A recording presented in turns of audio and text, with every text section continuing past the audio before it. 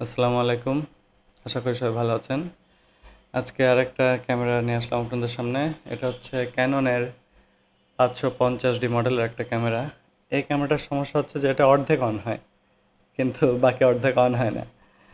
সমস্যাটা একটু জটিল। দেখতে পাচ্ছেন যে ইভিএফের মধ্যে দিয়ে আমরা কিছু রিডিং দেখতে পাচ্ছি, কিন্তু ক্যামেরাটায় কোনো ডিসপ্লে লাইট নাই, প্লাস এটা ছবি ওঠে না, কোনো বাটন কাজ করে না। অনলি ফ্ল্যাশ বাটনটা কাজ করে।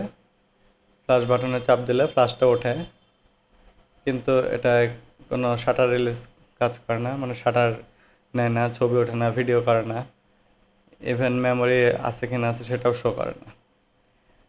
তো কাস্টমারের বলা যে হচ্ছে আসলে ক্যামেরাটার সমস্যা হচ্ছে সে ভিডিও করতে করতে ডিসপ্লে ঝিরঝির করে ক্যামেরাটা ডেড হয়ে গেছে, তারপরে আর অন হয় নাই।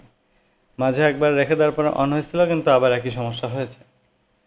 তো সাধারণত এই ধরনের সমস্যাগুলোকে আমরা এই যে সিপিইউ আইসিটা দেখতে পাচ্ছেন, এটা থেকে হয়।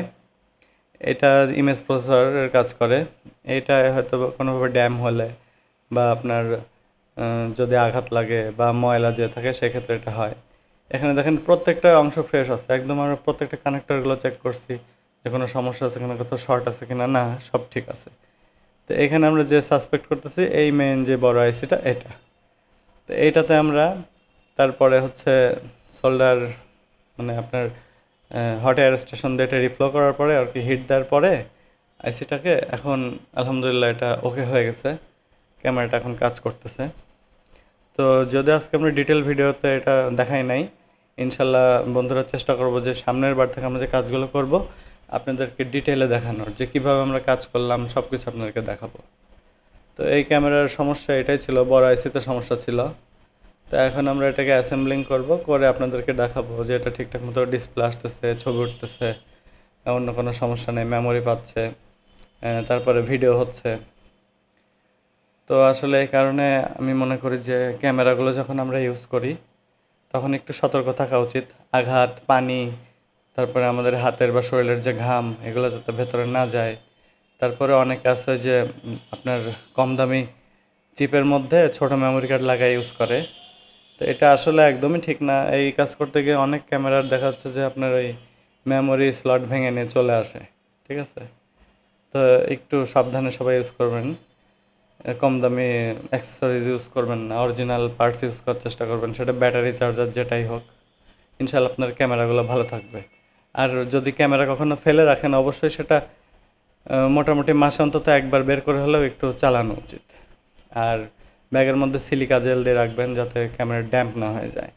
অনেক সময় আমাদের তো বাংলাদেশের আবহাওয়া অনেক ভেজে, আর্দ্র আবহাওয়া, দেখা যাচ্ছে মাদারবোর্ড ড্যাম্প করে দেয়, এই নানা রকম সমস্যার সৃষ্টি হয়। এই জন্য যদি আমরা আসলে একটু দেখে শুনে সতর্ক হয়ে চলি, মানে নিয়মগুলো মেনে চলি, তাহলে ইনশাল্লাহ আপনাদের ক্যামেরাতে আর সমস্যা হবে না, আমাদের কাছে ওইভাবে আসতে হবে না। তো আমরা এই ক্যামেরাটা এখন সেট করব, করে আপনাদেরকে দেখাবো যে ক্যামেরাটা ঠিকঠাক মতো চলছে। এই দেখেন আমরা ক্যামেরাটা অন করতেছি লেন্স লাগায়।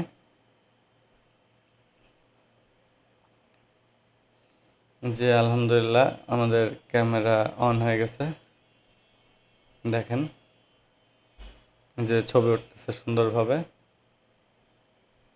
এই যে ছবির ফোকাস, ফ্ল্যাশ লাইট সব কিছু ঠিক আছে। এই যে দেখেন সুন্দর ফ্ল্যাশ দিয়ে ছবি উঠতেছে। এরপরে আমরা মেমোরি কার্ড দিয়ে আপনাদেরকে ভিডিও করে দেখাবো।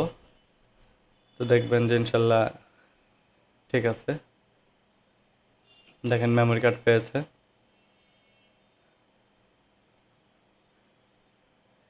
এই যে বাটন কাজ করতেছে সব। হ্যাঁ, এখন আমরা একটু ভিডিও করে দেখাবো আপনাদেরকে।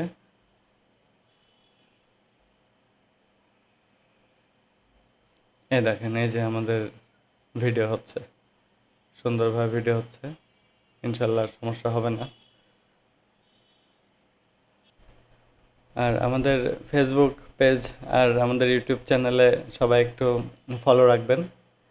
আমরা ইনশাল্লাহ চেষ্টা করব সবসময় নতুন নতুন ভিডিও এবং সমস্যা আপনাদের সামনে নিয়ে আসার, এবং আমরা কীভাবে কাজ করি না করি সেগুলো ডিটেলে দেখানোর।